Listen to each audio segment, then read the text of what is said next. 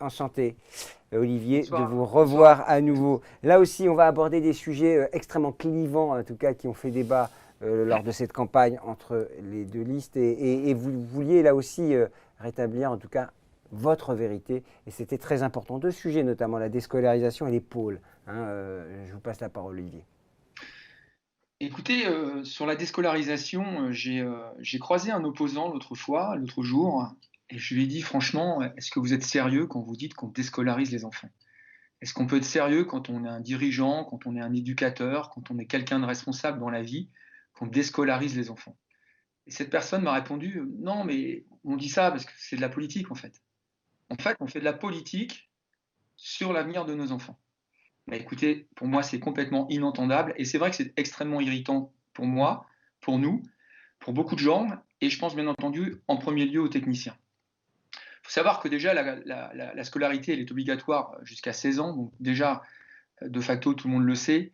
Et puis la deuxième chose, eh bien évidemment, en fonction des projets, en fonction de l'évolution du sport, de la mondialisation du sport d'ailleurs, les projets ont évolué et on a passé dernièrement une convention avec Academia. Je pense que tous les gens qui connaissent Academia, qui nous écoutent, savent que c'est une structure extrêmement sérieuse et qu'aujourd'hui, des aménagements scolaires avec le e-learning, enfin plein de choses aujourd'hui se sont organisées pour qu'un enfant puisse suivre et aller vers son rêve, sa passion, tout en ayant beaucoup de bienveillance vis-à-vis de lui sur le niveau scolaire qu'il va suivre.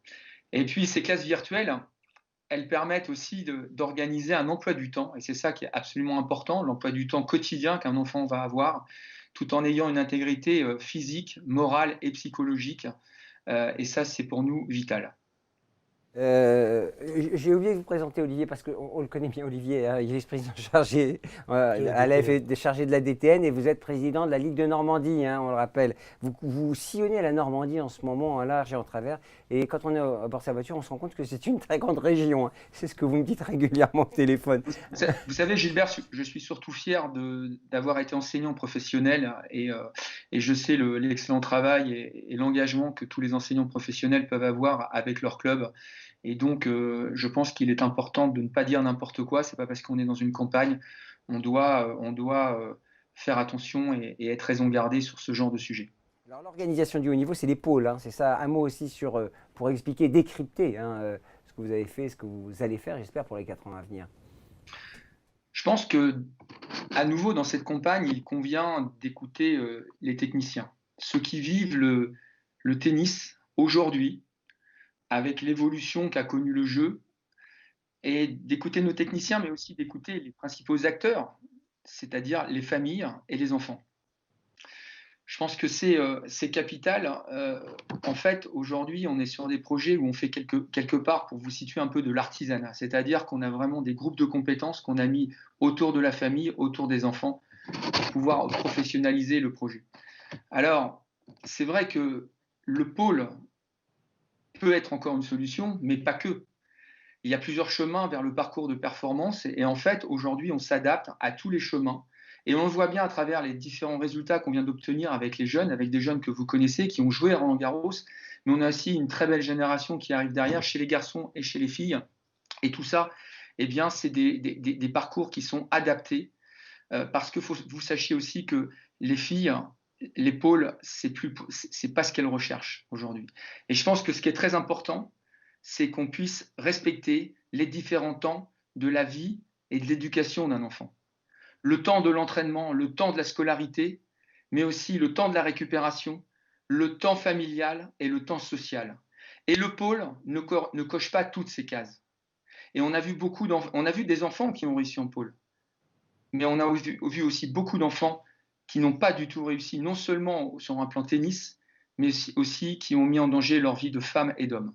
Donc ce qui est très important, ce que je veux dire, je ne suis pas dans un discours d'extrémisme ni d'un côté ni de l'autre. Je dis simplement que c'est le projet, la nature du projet, la force du projet autour de la famille qui va motiver le parcours. Et ce parcours, eh bien, on va être à l'écoute de ce parcours parce qu'aujourd'hui, on a mis tout en place justement pour être proche de ce parcours. Et c'est lui qui va motiver à chaque fois les étapes qui vont évoluer. Le président Giulicelli me rappelait, le jeune Gaston, quand il a réussi, c'est quand il était en famille.